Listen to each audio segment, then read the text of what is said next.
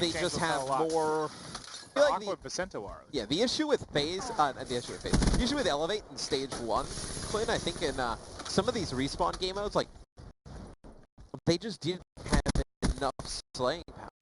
Like, they just...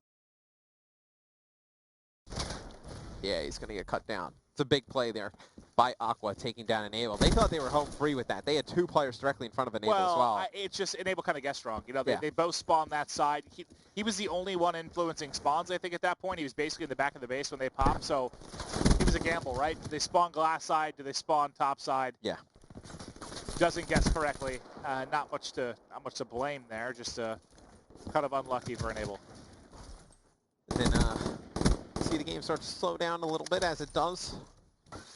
About the halfway point of CTF, it's going to be Aqua getting up into top kitchen area. There's actually going to be a 1v1 over on the Elevate flag, looks like. Oh, I see. Yeah, it's Catch who's made it through. He's going to pick up the 1 player on it. They win a gunfight at home, so this is one where you figure, you know, they win this one more engagement, they're able to score this flag with ease, but it's Aqua still staying alive. They finally are able to cut him down. This is going to be a cap. Yeah, I don't see how you trap this. I mean, there were 3 down when, basically exactly when he got that flagpole. You saw all 3 pop at the same time, but not before he'd already just about covered that halfway point of the map, and FaZe is now going to tie it up 1-1. You see Enable, Zuma, and Attach all have abilities right now for FaZe. So they over these final 90 seconds, I wonder if they can make the mark, maybe get a second cap on the board. That was a lot like what we talked about in the 100 Thieves series, right? Where like Nelson goes on the flank, he's able to win 1 gunfight and score a flag. It's exactly what has happened there. Attach, you see it on the mini-map, he had that 1v1 at the top, he wins it. And I don't want to say that, you know, 1 gunfight and Attach does it all himself. But his teammates win some gunfights at home, and they're able to score that flag. That was sort of your perfect scenario, because the flag run then ends up being almost completely uncontested. Vicento playing the sneaky spot is able to pick up Attach as he tries to come through, and the patience of Elevate kind of pays off a bit here in the final minutes as they're now trying to push forward again, but it's just going to be 2 players really trying to make a play. Aqua, I think, got in behind now. So he's in a similar position, not a one-on-one, but if I was going to say, I would almost wait for his teammates to pick up a couple kills before you try anything here, but he's going to go ahead and get forward immediately. The gun skill might bail him out as he is able to win 1 more, and now can he get around the corner? The answer is yes. I thought Zuma might get in behind him before he got it out, but that's not the case. Now Attach is going to have a chance to fly in. Can he get the return? There's a second player there. Oh. The kinetic armor ends up being just enough to get forward and get the return. He doesn't get that 2-piece, and that is a score for Elevate. It's one of the more interesting uses of kinetic armor we've seen during the CWL. The kinetic in the slide for the return? The kinetic just to stay alive long enough. It was nice. I like it. Heads up play. Very nice play there by Attach. Definitely something worth popping your kinetic armor for, because that definitely would have been a cap. It would have put Elevate up 2-1. For sure. I mean, there was 1 player pushing down through kind of glass that would have been able to overextend, but I don't think he gets there in time if he gets out. No. Don't think so either. Nagafin, your final kill cam there. It's going to be 1-1 going into the second half. You favor any of these teams going to the second half, Clint? From what we just saw, I mean, that was just about as balanced as it comes. No, I don't take a whole lot away from that, other than, I mean, look, we just saw the uplink go to overtime. Would you be that shocked if the CTF right now does after that first half? No. These 2 very evenly balanced, specifically in this matchup now. You have a lot of specialist abilities and weapons available for Elevate. You have Heatwave here for Vicento. I believe it's a Scythe for Aqua. And then let's see, Felony is going to have the Tempest. So you've got a lot of utility here. Clayster did get in behind, taking the low wall run. So if they pick up a couple kills, we'll see if they can put themselves in a similar position.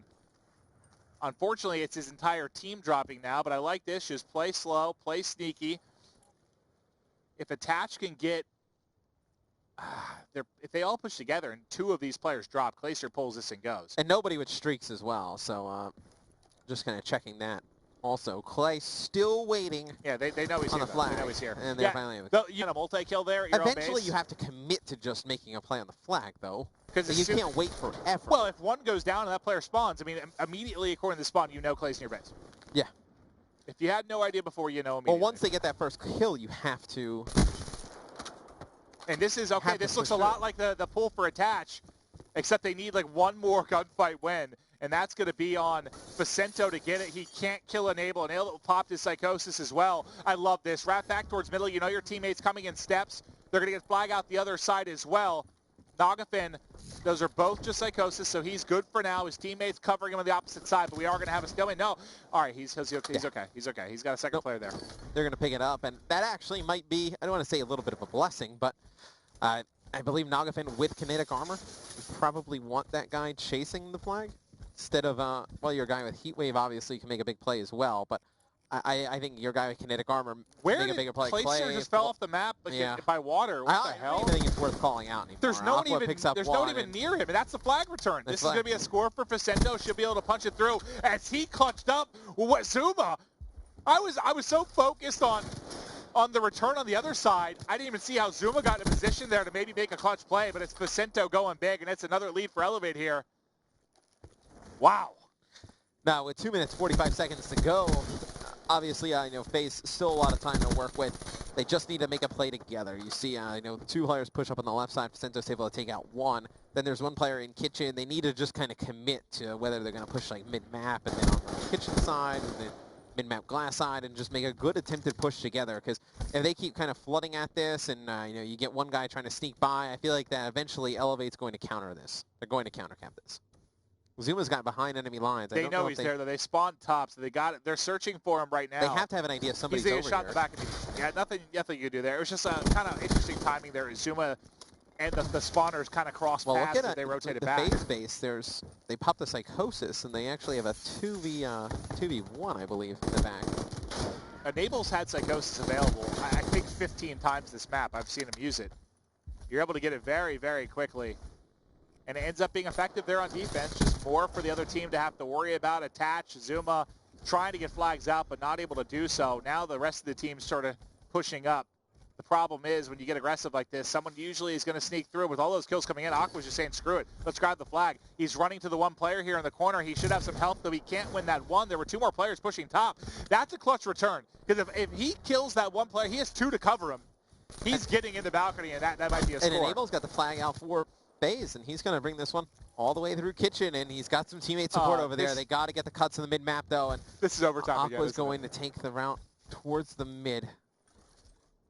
Okay. I thought someone was going to try and make a play here. No, they're not. I guess they're just going to bait out, maybe play for a counter cap here with a minute to go. They're not in position to really do it. Usually, they have a good job having 3 players, 4 players kind of push immediately for the counter. Well, Nagafin gets one in the back. They know there's one over by AC. It's going to be Clay taking out Aqua as he jumps onto the flag. And Naga gets a touch. He gets cut down right away. That was an odd situation there from Elevate. I mean, if they get that return, the game's pretty much over. I think you can just kind of play for that. I don't know if they're worried. I mean, it's almost like they let the cap go in, right? Neither of those players, or they thought they were going to cut across the middle and just try to play more of a sneaky return. Mm-hmm. That Tempest play results in nothing. Aqua gets the melee. Can he pick up a couple more, maybe give him a chance? No, everyone's falling. It's just Nagafin now who has to win 2. He wins it, though. There's a 30 he has to deal with. Can he pre-aim the door? He does. If that player poked a second earlier, he might get the pre-aim, and he would have had 12 to 13 seconds maybe to get it across. I don't know if he could have made that run. I don't think there's enough time to make the run at that moment in time, and it looks like CTF going to go into an overtime a lot like the uplink. So these teams are two evenly matched squads right now. What the hard point was 20, 30 points in separation. You then had around 10 S&D, and now you're looking at back-to-back overtimes. This is going to be one long series, but it is worth it. Like you said, these two teams very, very evenly matched. Who do you want to kick things off with in OT? Well, let's take a look and see where everybody comes off the break, and you can kind of just gauge by the arrows. Let's go on with Aqua. He's actually coming around the outside. He's only going to have one player here to deal with. And then let's see if he tries to force the issue all the way in the back. This player actually, go to the guy on... Yeah, he's going to have to turn to react to Nagafin. So I thought it was going to end up being Aqua getting the kill. Yeah. Well, actually, Aqua can play really sneaky here. I don't think they have any idea he's gotten by. It looks like they have an idea. They rotate back. Yeah. Clayster just bunny hops, pre-aims that corner. Excellent stuff from Clay. And now it's going to be the pressure from FaZe. They're trying to push in. Maybe going to pull. You got 3 down, and you got to pull at the same time. This should be a cap unless Aqua can go huge on the cross. Aqua can't grab Zuma. Zuma's off to the races, hits the ledge slide, and he is out. That is a cap very, very quickly for FaZe. It's going to be 56 seconds 54. 54 they've got to beat. That was quick. It's one of the faster times we've seen on evac. I can't remember. Well, I think we've seen one probably in like the 35, 40 second range, but definitely one of the quicker ones we've seen. And as Zuma hits that ledge slide, if he doesn't hit that ledge slide, I actually think Aqua probably hits another burst in him, maybe kills him as he goes into. Oh yeah, the he kitchen, hasn't hit that. He's probably dead. Yeah, he's probably definitely dead. So, Well, see if Elevate can answer back, or if FaZe going to force that game 5. Second half underway. It looks like they're going to. FaZe is going to play pretty far back on D. They're going to hide out over on this right-hand side. The first kill going to go in favor of Elevate. They force the guy off that AC. So they're able to move up a little. And go. He's going to get Tempest in the back in a second there. It's connecting for Clayster.